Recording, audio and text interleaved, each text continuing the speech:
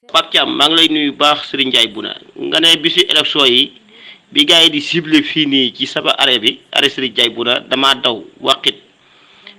Pape nan laay def ba duma daw parce que yenn décision yi ak yenn ñàkk yi ak yenn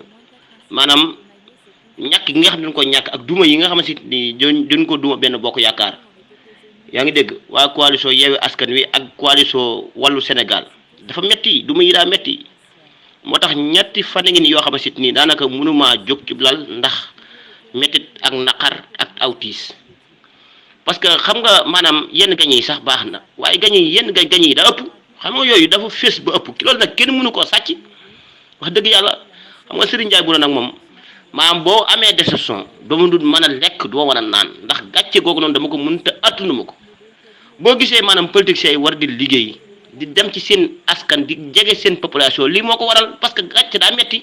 ndax gàcce gi du yem ci yow rek ak ñàkk gi maanaam day violé ba ñi la bëgg sax da ci wéyale léegi nag bu fekkee da ngaa toog sa roqo rek di yor say kii ak def yow ak yor sa téléphone yaakaar ne nit ñi moom yow buur nga wala yonente nga wala yi dem bu élection yi ñëwee nii rek lan la koy mën a def ñaareel bi tamit Pape Thiam da nga war a xam ne maanaam Touba gii nii maanaam Macky Sall daa war a bàyyi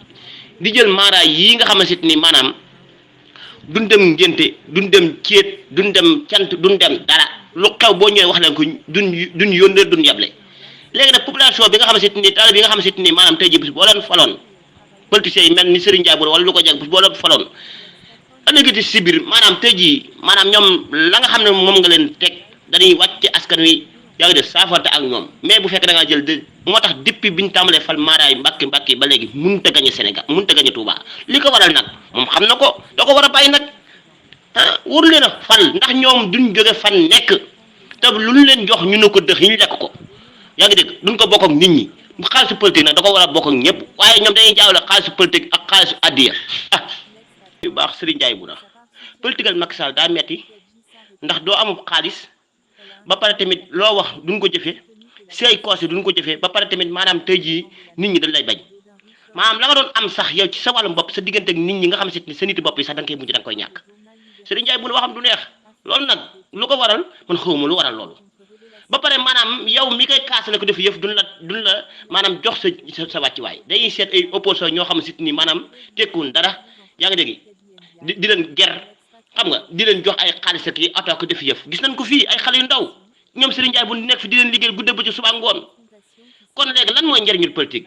ña nga xam ñoo sonn ca parti ba yàgg fa trop doo leen dooleel loo leen boo bindee projet duñ ko appuyer duñ ko finance duñ ko def dara duñ leen woo jëm leen recevoir laaj leen ndax ñun ñu ngi ci teere bi gudde ba ci suba ngoon Serigne Ndiaye Bouna bët bi yaa sàkk dina war Touba lu war a mat ñaar yoon wala ñetti yoon ndax fu ne lay dem nekk ci oto yeeg sareet yeeg taxi yeeg fu ne nekk ci garam place yi yow gis na ko boo toogee sama arrêt façon nit du niti junni na ma fekk loolu est ce que loolu maara yi ñu maara yi ku leen fa fekk rek yaa ngi dégg seen mbiri diine ak yu mel noonu moo ko waral waaye du mbiri maanaam ay politique yi mel noonu parce que nit ñi gëmuñu leen ci politique parce que nit ñi bëgguñu maara yi di politique sëriñ si bëgguñu talibé yi bëgguñu ñuy politique looloo tax buñ leen sampee nga gis nit ñi dañ leen duñ leen wooteel il faut ñu seet classe gi sa classe Serigne Ndiaye Bouna gi ak ñoo xam ne si maanaam nit yi social lan ba nag wàcc seen bopp suufee seen bopp ñi daal leen di yëkkati loolu mooy dëgg ba pare tamit nekkul ni ñu rëy nekkul ni ñu diis mais bu fekkee da ngaa jël ñoo xam ne si maanaam tey jii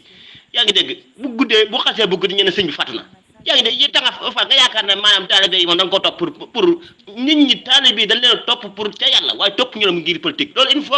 Macky Sall rassemblement di wax dëgg gi li nga xam ne moo am ci terrain bi mais bu fekkente ne maanaam Macky Sall day ñàkk fi guddeeg ba ci suba ngoon ñu xam li tax muy ñàkk mais nan wutaat benn stratégie te bàyyi maara yi nga xam ne moom la ñuy jiital ci ay élection maire ak élection député lu kenn xamul parce que loolu moo ñu ñàkk loolu te ñàkk dafa metti xam nga ne politique bay bëgg dee lu ne nga def ko ba pare mënoo fexe ba gañe nekkul ci xol